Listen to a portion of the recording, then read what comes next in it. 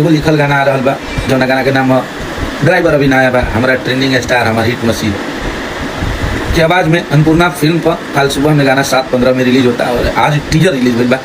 आप लोग को बहुत अच्छा लगी और बहुत नमस्ते प्रणाम। तो कैसन बानी वो भाई लोग, खेसारी लाल यादव का गाना आ रहा बा, एगो पोस्टर अभी रिलीज भइल बा, ड्राइवर अभी नया बा।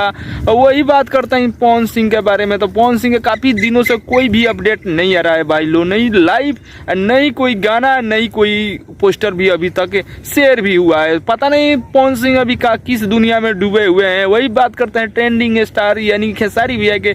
तो खेसारी भैया के 3 गाना जो कि अभी ट्रेंडिंग में चल रहा है, तो बैक टू बैक खेसारी भैया के गाना आ रहा है। यही बात करते हैं, अब खेसारी भैया कदम रख चुके हैं यानी बोलबम सॉन्ग निकालने के लिए। तो बोलबम सॉन्ग का पहला डेमो आ चुका है जो कि स्क्रीन पर आप लोग देख रहे हैं। ड्राइवर अभी नया बा और एक और गाना जो कि कल आवे वाला बा। तो आप सब तैयार रहिए, अन्नपूर्णा फिल्म से ये गाना आ रहा बा।